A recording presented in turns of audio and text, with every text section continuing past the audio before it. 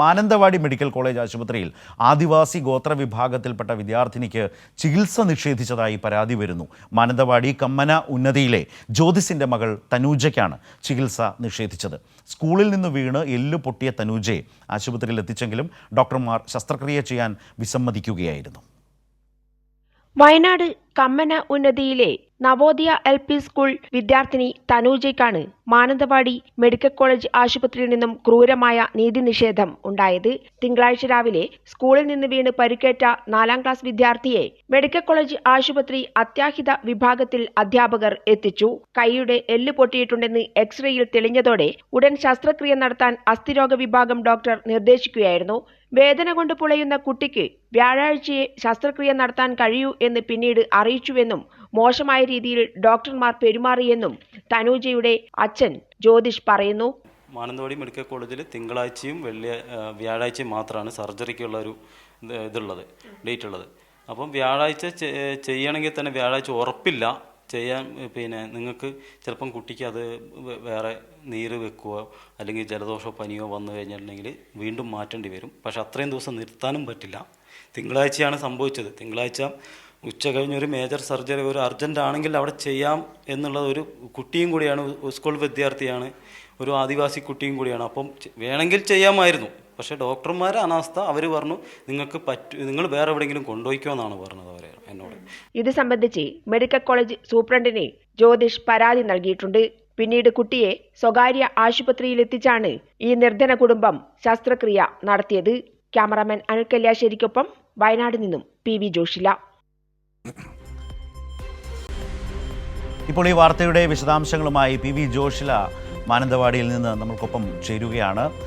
ജോഷില, വളരെ പ്രധാനപ്പെട്ട ഒരു ഗുരുതരമായി വളരെയധികം ശ്രദ്ധിക്കേണ്ട ഒരു പരാതിയാണിത്. 4ാം ക്ലാസ്സുകാരിയാണ്, ഞാൻ മനസ്സിലാക്കുന്നത് അങ്ങനെയാണ് ആ റിപ്പോർട്ടിൽ നിന്ന്. എന്താണ് ആശുപത്രി അധികൃതർ ഇതേക്കുറിച്ച് പറയുന്നത്? വലിയ തോതിലുള്ളൊരു അവഗണനയാണല്ലോ ആ കുഞ്ഞും ആ കുടുംബവും നേരിട്ടത്, അതും ഒരു മെഡിക്കൽ കോളേജിൽ നിന്ന്.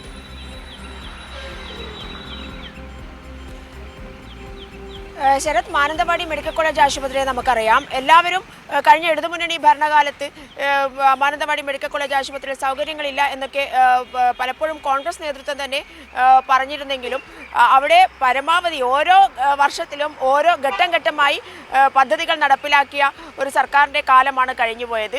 എന്നാൽ ഇപ്പോൾ സൗകര്യങ്ങൾ ഉള്ളപ്പോൾ പോലും ആശുപത്രി അധികൃതരെ ഏകോപിപ്പിച്ച് മുന്നോട്ട് കൊണ്ടുപോകാൻ സർക്കാരിന് സാധിക്കുന്നില്ല എന്നുള്ളതിൻ്റെ ദൃശ്യങ്ങളാണ് നമ്മൾ ഇപ്പോൾ കണ്ടത്.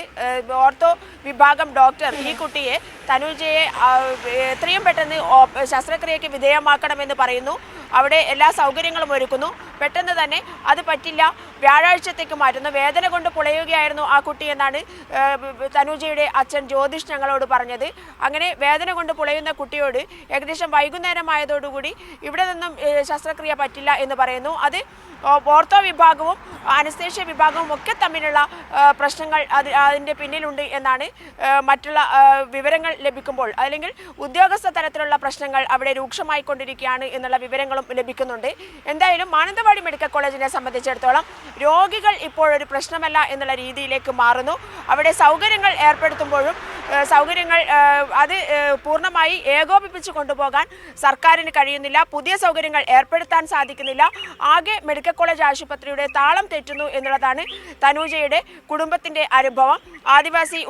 കമ്മന ആദിവാസി ഉന്നതിയിലെ വിദ്യാർത്ഥിയാണ് തനൂജ. നവോദയ സ്കൂളിലാണ് പഠിക്കുന്നത്. LP സ്കൂൾ 4ാം തരം വിദ്യാർത്ഥിയാണ്. സ്കൂളിൽ വെച്ചാണ് വീണ് കൈയുടെ എല്ല് പൊട്ടുന്നത്. അപ്പോൾ തന്നെ അധികൃതർ എത്തിച്ചു. രാവിലെയാണ് സംഭവം. വൈകുന്നേരം വരെ ആ കുട്ടി ഈ വേദന സഹിച്ച് നിൽക്കുകയാണ്. പിന്നീട് സ്വകാര്യ ആശുപത്രിയിലേക്ക് കൊണ്ടുപോയി. പണം കയ്യിലില്ലായിരുന്നു എന്നാണ് ജ്യോതിഷ് ഞങ്ങളോട് പറഞ്ഞത്. വീണ്ടും എവിടെ നിന്നൊക്കെയോ പണം ഉണ്ടാക്കിയിട്ടാണ് സ്വകാര്യ ആശുപത്രിയിൽ പെട്ടെന്ന് തന്നെ ശസ്ത്രക്രിയക്ക് വിധേയമായത്. ഇന്നലെയാണ് അവർ ആശുപത്രി വിട്ടത്.